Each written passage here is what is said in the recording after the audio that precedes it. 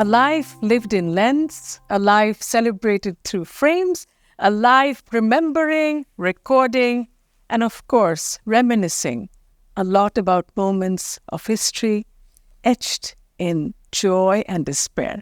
We have with us tonight the man who's done all of this, RAGHU RAI, known as the father of Indian photography. And yes, he's right there with us in studios of Maasranga. Welcome. Thank you, Mr. Rai. It's a pleasure having you here. Yeah. Without any delay, I'd like your first reaction of your visit to Dhaka. How does it feel to be back is my first question. Number two, how does it feel to be looking at the lovely exhibition, which was, of course, sponsored by Durjoy Bangladesh? How does it feel? It feels beautiful because at the end of the day, we call it Bangladesh and that part India. But when I come here, I see our kind of faces, our kind of culture, our kind of emotion. And it's heartwarming that, in fact, I have come to another country, but the spirit and the energy and the emotions are the same and delightful. And sometimes as chaotic as there or here, and sometimes warm, wonderful vitality and growth we share, So I haven't come to another country. It's, for me, the same people, same love, same emotions, The same joy. Same joy. The same feelings. Yeah. Yeah, I mean, I while we were talking off camera, you were mentioning about how we've not been able to capture our moments and how we've not been able to preserve our history, especially visual history. Would you want to comment on that to start with? Yes. You see, the purpose of photography compared to any other art form, be it painting, writing, music, the purpose of photography is to capture the time we live in, because that is going to be the visual history of tomorrow. And in today's world, actually, initially, photography in 1840s, the camera invention had happened in 1839 in Académie des Beaux-Arts in Paris. Ever since, those early decades, the photographers used to follow the art and exhibitions, portraiture style, landscape style, similar to what you would see in art and painting and things like that. And photography was heavily influenced by the Western world and by the old masters who did great paintings. And it took at least 50 years to liberate themselves from the influence of paintings and other styles.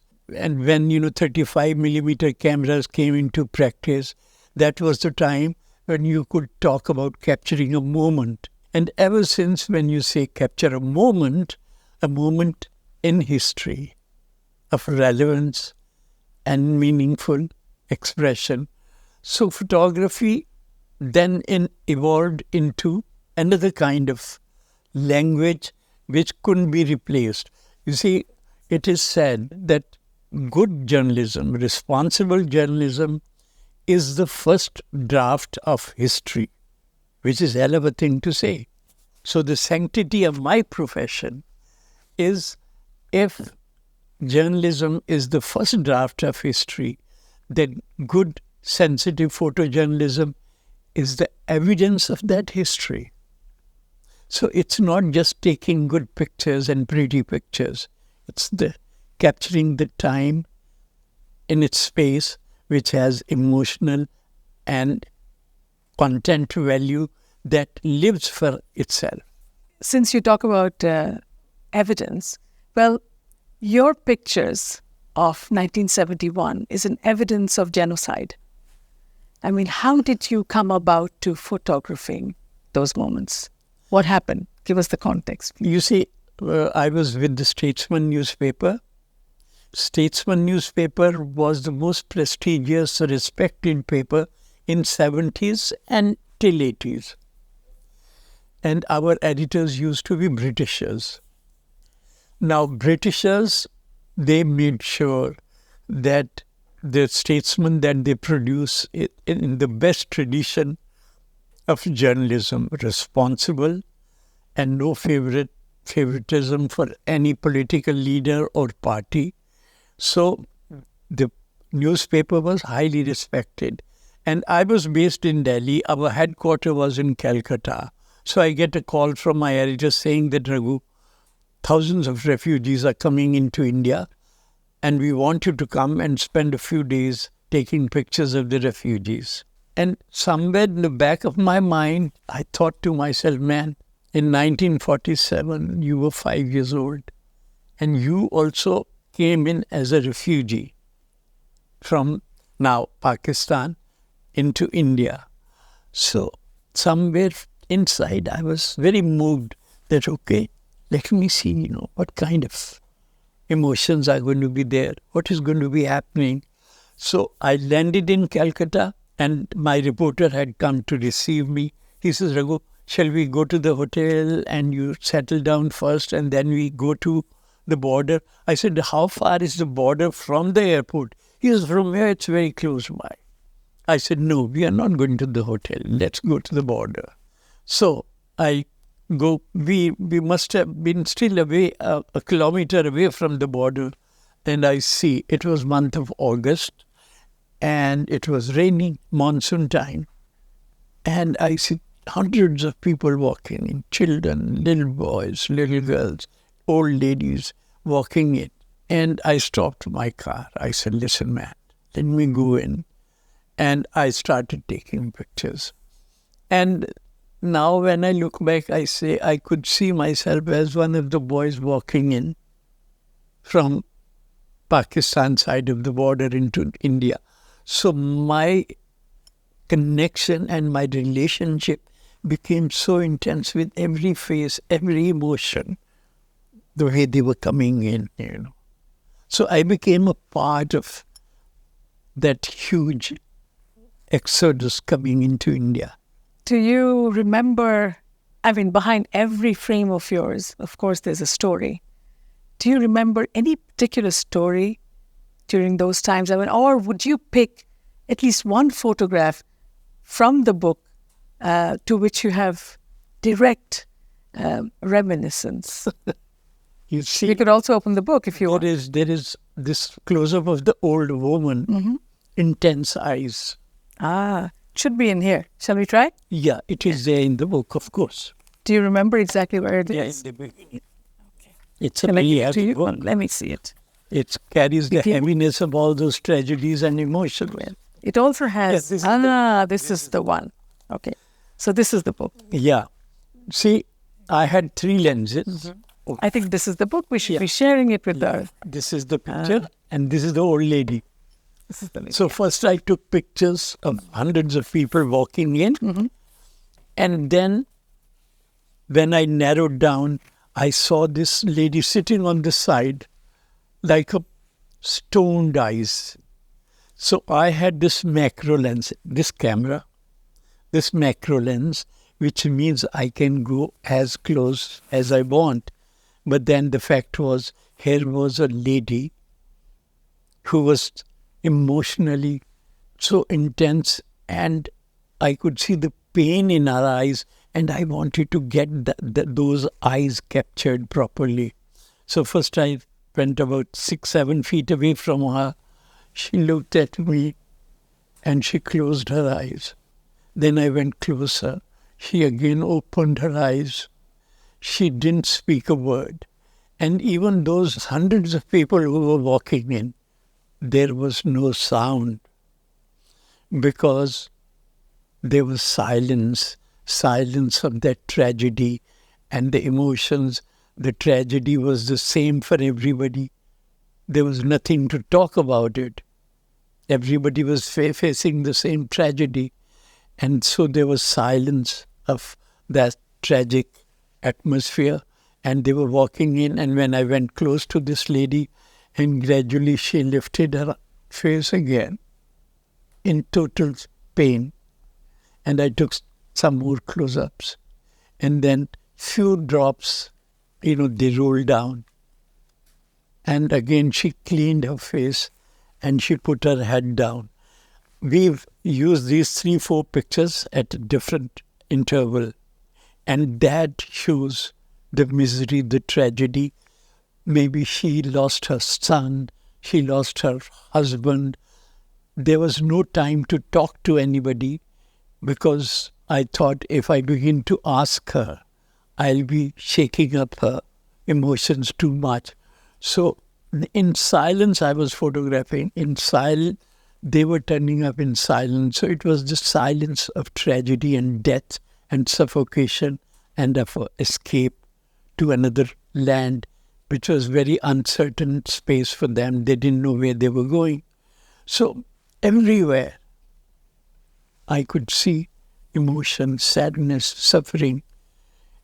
And also I'll say must have taken thousands of photographs in different trips. But every time I walked in, I didn't have time to sit at a place for more than a minute or two because I'll take a picture and look there. I'll see another emotion. I see something else happening somewhere else. So I was moving from one place to another like a madman. And I didn't have time to think because thinking also begins to color you.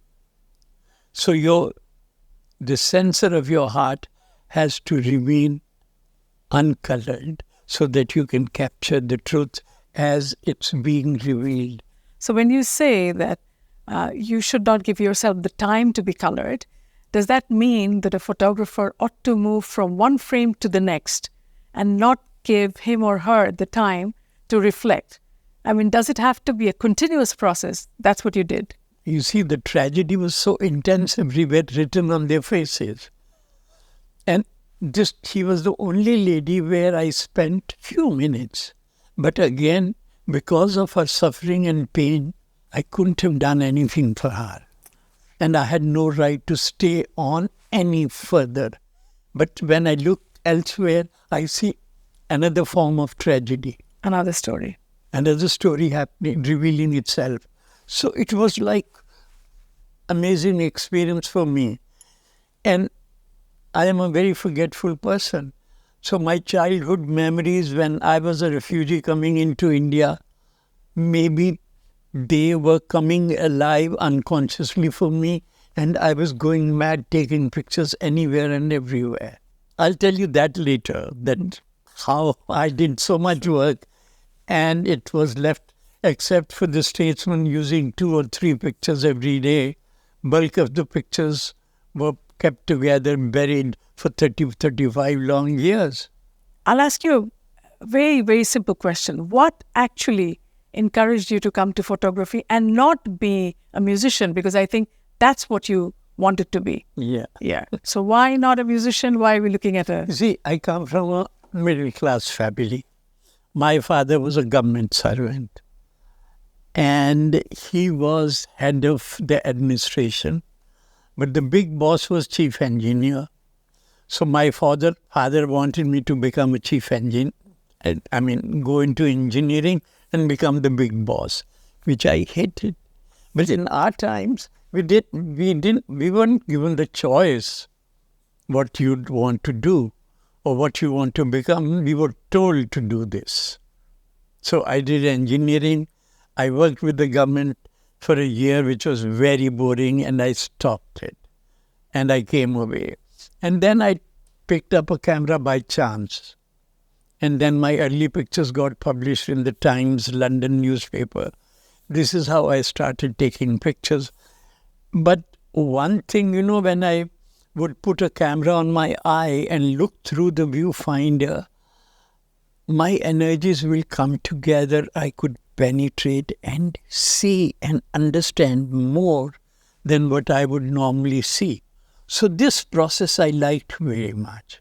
So here also, while photographing this tragedy and millions of refugees walking into India, was a unique experience for me as a journalist, because otherwise we were doing the regular assignments of Prime Minister speaking here, Prime Minister's meeting, having a meeting of the party or some cultural program or blah, blah.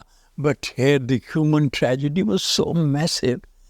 And for me, it became unbelievable that I can experience and take pictures. So that was something very unique for me. It is not my profession, photography. It's my dharma.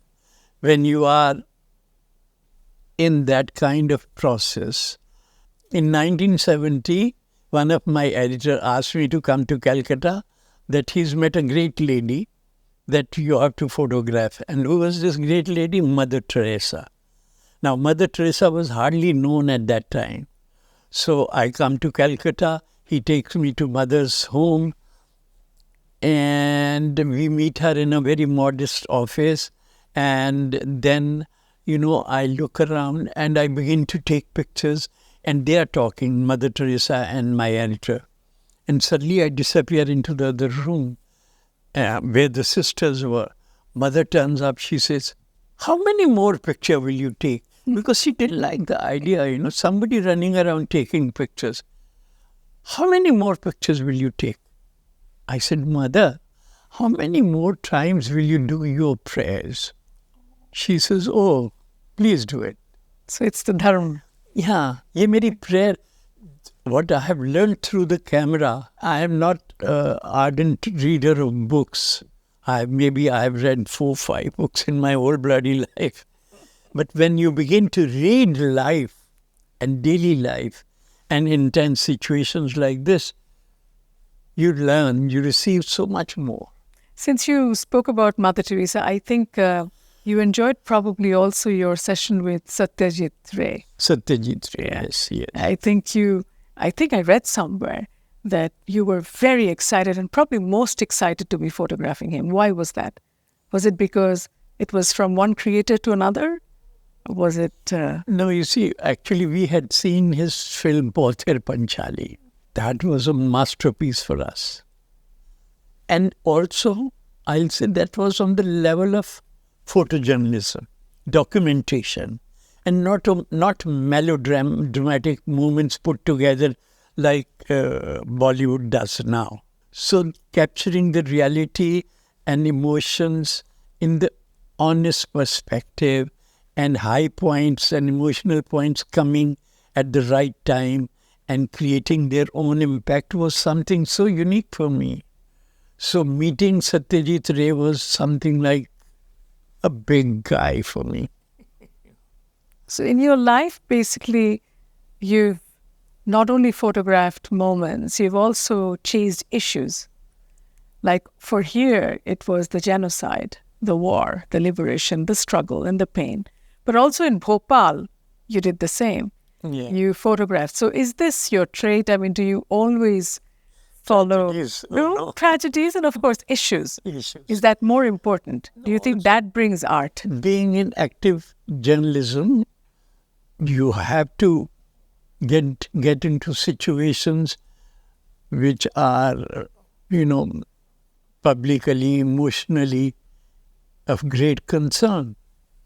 So it so happened that joining a newspaper or a magazine was a big thing for me, because that gave me opportunity to big events, to great happenings, and meeting great people. Including Dalai Lama. Dalai Lama, His Holiness, amazing man, So again, these moments, I have learned so much from Mother.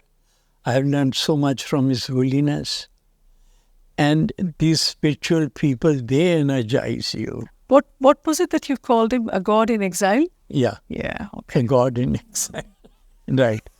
Because, you see, very frankly, I have been a non-believer. If you don't believe in God, then there is some divine power that is working within all of us. Guru Nanak came and went away, Buddha came, went away, Christ came and went away, and Muhammad came and went away. They've never returned. We can sing songs about them and praises. The biggest achievement of man was that he invented a God for himself, and then he prayed to him, and then he expected him to perform great deeds for you. We are selfish people. We invented a God and we expected that God to do great things for us. But they've come and gone. But who were they? They were super souls of divine energy, and the divine energy was connected. They were connected to divine energy. So if Prophet Muhammad or Buddha will put a hand on you, the divine energy will flow through that hand and you will get cured. And you think, wow, this is it. So Mother Teresa for me and His Holiness Dalai Lama is the divine energy, a good conductor of divine energy. I mean, after all, humanism is the best religion. Yeah, absolutely. Another quick question that our audience might wonder about. So who put you up to photography? And what about your brother? Yeah. I mean, did he have an impact on your choosing this path? No, my brother was 11 years older to me, S. Paul. And he was very well-known photographer and very passionate photographer. So when I didn't want to do engineering anymore, I came to stay with him. So, first few months I didn't know what to do with myself. But staying with him, he'll have only photographers coming and showing, we bought this new wide-angle lens. Somebody's brought a picture. He says, look at this, Paul Saab. What do you think of this picture? So they were talking about lenses, about films, about paper, about photographs. And I used to wonder, crazy lot, as if there is nothing else to photography. Till one day I was going with his friend to his village and I asked him, give me a camera. I'll also take some pictures. So I took some pictures, and the first picture I took, he sent it to the Times. And it got published with my name on it. So everybody said, big deal. I said, yeah. So it's recognition. Yeah. So then I thought, since I'm not doing anything else, and if taking one trip and doing one good picture has become a big deal, maybe I should be doing that.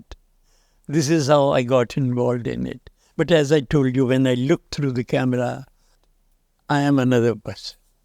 So, but you're the same person looking through different cameras, because I see this one, which you used in 1971. Yeah. And now let's camera. Take a look at that. And this is a macro lens, and some of the close-ups with those fine details and emotions and a teardrop you see, this lens has done it. And in fact, after doing this book and these big prints, I said, why don't I use this lens again? Oh, really? But it doesn't, the new cameras don't accept the old lens. Uh-oh. So maybe there should be... No, there are macro lenses in other cameras also. This one doesn't have a macro lens? No, it has. It does. But the thing is that this is new technology and new things happening, and I'm used to using zoom lenses. But, the fact is that these block lenses and macro lens, it picks up every little line, detail, contour on your face, on your emotions, This was the only lens I was using for most photography, and that was a divine blessing that it was so sharp, so magical. So, do you think technology is adding to the magic, or do you think we're getting lost in technology? Because there's AI now, artificial intelligence, and there are so many apps that we can use to make a photograph look better. Do you think we should be using those techniques, or should the magic be absolutely organic? Organic, absolutely. If you are into photojournalism, into documentary photography, if you are experimenting and you are playing with the camera as a tool, you could be doing anything. But documentary photography and photojournalism, you have to be pure to the last detail. Then you can't manipulate, The only difference is that new technology, which is digital technology, gives you so much control and quickness in taking pictures anywhere and everywhere. So I enjoy it. And the fact that, like, when I was photographing Bangladesh refugees and the war, you expose 8 films, 10 films a day, and you keep collecting them till you go back to your lab and then process it and then see it. In new technology, you click a picture and you can see it right now where you're going, what you're getting. So that was technology which took time to reveal itself. This is a technology, you get into it right away. I think it would be good to talk about the exhibition and the book that we are actually celebrating today. Right. So the exhibition, which is in the Fine Arts Institute, sponsored by Durjaya Bangladesh Foundation. How did you find it? Was it up to your satisfaction? Did you get excited looking at your huge photographs posted all across the walls? No, well, I'll give a lot of credit and salute to Durjoy Rahman. 3 years back, he turned up in Delhi, came to my office, and he talked about my Bangladesh refugees and war pictures, and he was interested in it. And we started to discuss all that. And then he wanted to acquire most of the pictures. So I felt very good about it. Because so far, all these negatives which I had discovered after 35 long years lying in different boxes. So I thought now they will take some shape, So while discussing various photographs that he saw, Durjoy, I said, Durjoy, in that case, I'll offer you a book. Because exhibitions will come and disappear. But the book will be a permanent record. And why don't we also do but a big book? And he somewhere has a big heart. So he said, why not? So in the last 3 years, we've gone back and forth discussing and meeting. And the result is the beautiful exhibition. And for me, the bigger satisfaction is doing this book, which is so big and beautiful. And back home, my gallerist, my curators, my other people, they are so thrilled with the quality and the design and the layout of the book. So it's been a very, very, old something that I had done so many years ago was lying buried, has come to life, and beautifully so, and very satisfying. So it's been a very enriching experience for me to be doing this book and exhibition with Durjoy Rahman's foundation. It's almost taken us 5 decades. So at times when we are distanced from history, I think that adds. Gives you a lot of clarity, absolutely. And then you hit those situations and moments in a very precise way. This is a very big book and has almost 180 or more than that pictures. Usually I believe in sharing just enough and no more, so that you are not overloading people's mind with so much. But here it was done after such a long gap and clarity that one after another it builds up the intensity and the story and the journey of these big crises, So it's been a very fulfilling experience. So when you talk about the journey, it was a journey of hopelessness, displacement, and then eventually of joy. Yeah. Which part attracts you the most about the exhibition and the book? Is it the part when we are liberated, that part, or is it as an artist, was it pain that moved you the most? Well, to begin with, the pain that moved me the most, because as I said, as a 5-year-old boy, I had forgotten everything, what I had been through. So all those memories, I was reliving through these experiences. But the fact remains that as a sensitive human being, and basically I am not the kind of sentimental and brooding. I believe in vitality, fullness, And at the end, there should be joy in our lives. So every aspect of the tragedy and then the victory and then the joy of the victory was important to me. I can't say only this part or that part, because then it also somewhere I have learned, like people like Satyajit Ray, whose films I have loved, and so many other filmmakers in the world. So when we do a book or an exhibition, it's like making a movie of stills in an exhibition or in a book. And it has to have a completion of some kind. And luckily, here the completion is, Well, that's about the book. What about the exhibition? Did you find it striking? Was there something that you liked really and didn't like? Would you have done it any other way? Well, now after so many years, I have done it the way it needed to be done. Because as you said, time gives you clarity and precise focus. So we've done it with Durjoy also. We've done it in a very precise way and no extra unwanted, forced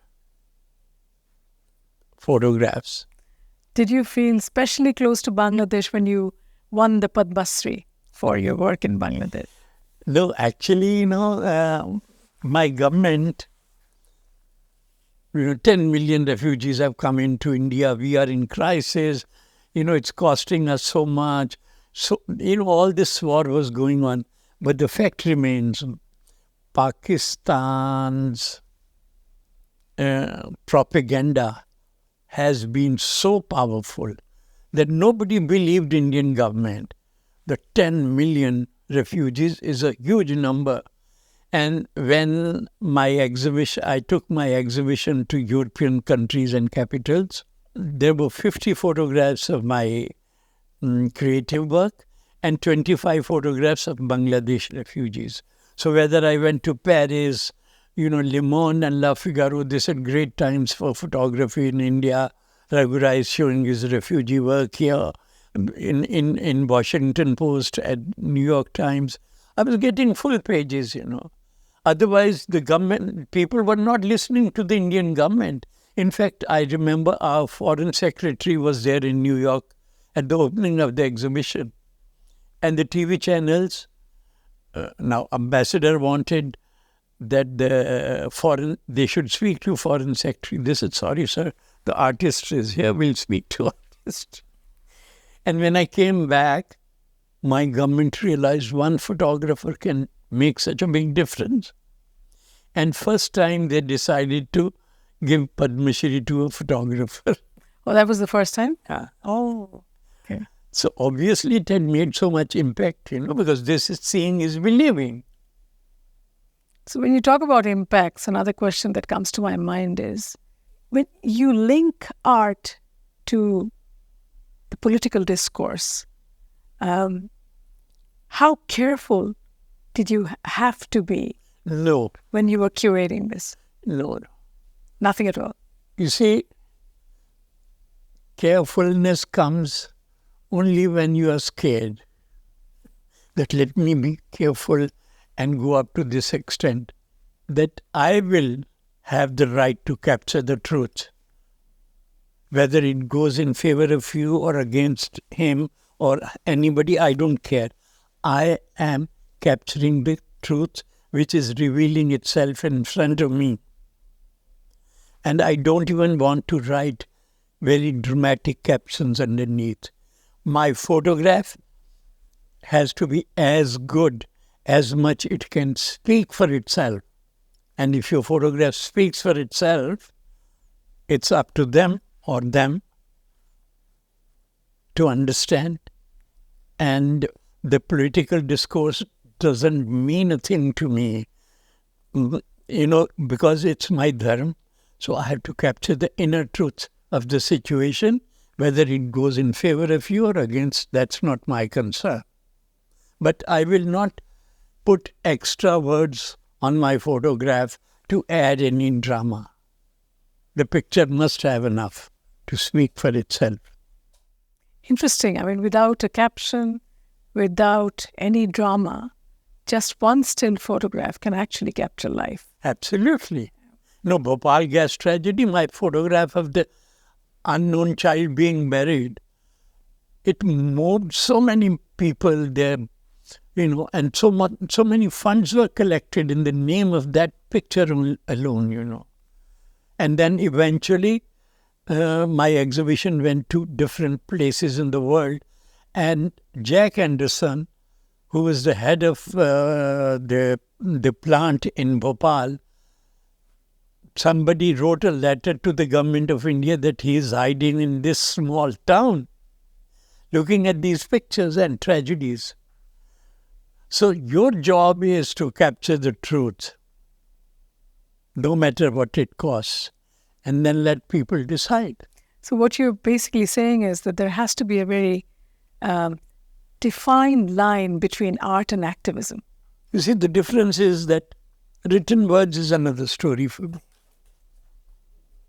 An activist takes the crutches of the words and ideas put together.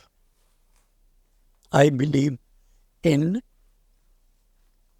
हमारे हिंदी में कहते साक्षात, the clarity of the image and its revelation is enough for me. I don't have to play politics. I don't have to be an activist. If the sensor of my heart has captured the truth, it will touch other hearts as well, without saying anything. So those crutches I don't need. If you were to do another exhibition based on the current contemporary setting and landscape, which part of the world would you choose? And where would you go and take photographs? You know it. I don't. Tell me. My own country. Only your own country? Charity begins at home. No, but beyond India. Let's talk about beyond India. I'd like to go to Gaza. Yeah, that's what I was hoping. I'd like to go to Ukraine. Why not? It's a global world, And eventually, what is happening there, somewhere it gets reflected here in different form. So we are interconnected. We can't say Gaza, well, those people, Palestinians, this is going on, or Ukraine, what they are doing.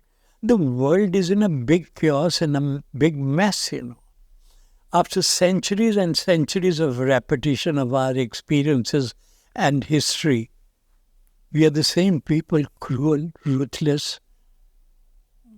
And now that is the responsibility of somebody else to cover it. Not me. But within my own country, I'll leave no stone unturned. I am not in active photojournalism, but whenever there are things happening in Delhi, I'd go and take pictures for myself. My question to you now is all about 1971. When did you enter Bangladesh? And where did you go first? It was, I think, mid-August, because by that time,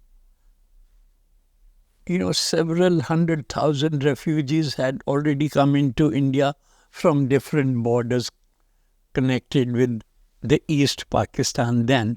The government of India was not prepared to shelter so many refugees in the right possible way. So that's the time when government of India and our press started talking about it. So in August, mid-August, when it was a monsoon time, I came into Calcutta and went straight to Jasur Khulna Road. That's where I started my project. And then what happened? September, October, November? Then I will come for 3-4 days and go back again. And then I went to Tripura, because there also, actually the borders were porous, and the people, because of the fear and various atrocities being committed by the Pakistan army, rapes and murders, they were escaping to Indian side from all sides. The borders were porous. So they were coming from any side of the border into India. So went to Tripura and other areas to photograph the refugees. So it was a regular process till in I think early December, I went up to Khulna from Jessore side. That was one trip before the actual war and surrender, that I came into Bangladesh, into Jessore, Khulna Road and all that. Then by that time, I think our government, our army was also helping the Mukti Bahini inside Bangladesh. Did you ever get to interact with the Mukti Bahini? Oh yes, oh yes. And what was your experience? Oh boy. You see, I mean, they were there and ready to fight with what? Old rifles. Outdated rifles compared to what Pakistan. But there are leaders in our part of the world and everywhere else whose one political call also brings independence. In our case, it was 7th of March and Bangabandhu Sheikh Mujibur Rahman. So there are leaders. Your Bangabandhu is a rare phenomena. Our Mahatma Gandhi was a rare phenomena. So, but luckily in any nation's history, divine sends some individuals who... So there you go. You're talking about divinity now. I'm glad. Because all along you were saying, divine is within. No. Actually, divinity, divine energy is very important. That's why, we call them gods. And such leaders are also respected a great deal, who carry this divine message from within. And that's why, Sheikh Mujibur, you look at his portraits anywhere, you see a grand guy inside him. I'm a photographer. I look at the faces, I can feel the vibrations. One last question. On the 16th of December, were you here? I was in Delhi, and the Defense Ministry, actually, I was in touch with the Defense Ministry's press department. So I get a call from the guys, the boss is there, that Raghu, there is a possibility of a surrender. Would you like to go? I said, yes. So they assigned one major to come and take me around. Major and me, we came first to Khulna area. We went with the first column that attacks the enemy. We were trapped in that attack. And then, they were firing airburst. Now, airburst are big shells fired from a gun, and they explode 40, 50 feet high, and they send splinters down. So they were firing those, guns at us. And then the story was that the Pakistani soldiers had receded, they had withdrawn from there, and Indian government with Mukti Bahini was going in and moving up. But so there was some informer telling them where the tanks were, where the Indian army was. So the airbursts were coming. First airburst was about 300 meters away from us. The second was 200 meters. The next was 150 meters. The next was 100 meters away from us. And my captain says, Raghu, are you getting any picture? I said, I can't get. I don't know where it will burst. So he says, the next could be us. And we could lose our lives. If you're not getting anything, can we leave? So I said, you want me to leave? He says, yes. I said, let's. So we ran and ran for more than a kilometer. And then we stopped at a tea shop on the roadside. And within 1 hour, several soldiers were injured and brought back. And that's the time when I took pictures of injured soldiers, including, because by that time, Indian army had penetrated deep into that. And they had captured some Pakistani injured soldiers also. So my major saved my life and his life when we ran away from the battle. But then the war, actually the surrender, the same day, They brought me in a helicopter, and by 2:33 in the afternoon, and then we came to the site, and things were happening so much. And I was almost sitting right next to the generals and taking pictures of signing them surrender paper. That was a moment. Yeah, a great moment for me to complete my story. There's a poem of W.H. Auden. It's called Spain, 1937. He ends by saying that, history may say alas, but cannot help or pardon. So very rarely we also learn from history. If you were to, right now, imagine if I'm not a young person, but if you were sitting across I am a young person. Oh, and you are. I should learn from you, absolutely. Yeah. So if you were sitting across a really, really young person, what advice would you give to the next generation? About what? About art, about ethics, about life, and about moments. What would you say? Art by itself means nothing if it's embedded in deep reality and emotional content. Then it moves everybody. Everything else is meaningless exercise to please yourself, And no art comes from nothing, The world has such emotional, powerful stories floating around everywhere. If you can't touch a heart with your art, then your art is just a play of your colors or tones or whatever you want. So it has to come to be born inside you from your inner emotions and captured in total reality and truthfulness and honesty. And that is the visual history. The sanctity of my profession is to be responsible, sensitive photographer. Thank you, Mr. RAGHU RAI, for capturing our moments.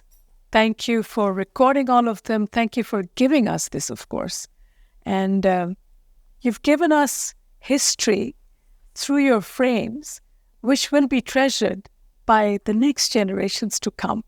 So the nation stands grateful to you for your effort. Thank you very much for coming to Bangladesh. Thank you to Joy Bangladesh Foundation and, of course, Maasranga TV for giving us this platform to interview this great legend out here. Thank you, everyone. No, but there is one line left. Absolutely. When I landed at the airport, they were looking at my passport. They said, you come for what purpose? Oh, they did ask you that? I said, the purpose is precious. I said, I have been close witness to the war of freedom for Bangladesh, and I have photographed it. So the young lady says, you photographed the war. How old are you? So I said, I am in my 80s, but, that's what I have come to celebrate and share in your country. She says, sir, welcome so much. See, the feeling, I thought beautiful it was, the expression and the welcome she gave me, at the airport. Just because I said I've come to share the visual history.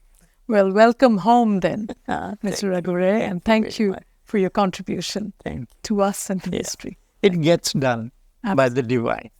It gets done by the divine. Well, thanks, divinity. Thank you. Yeah. Thank you, everyone, for being with us for such a long time. But we certainly hope that you had a beautiful time just listening to this legend, who's often known as the father of photography in India.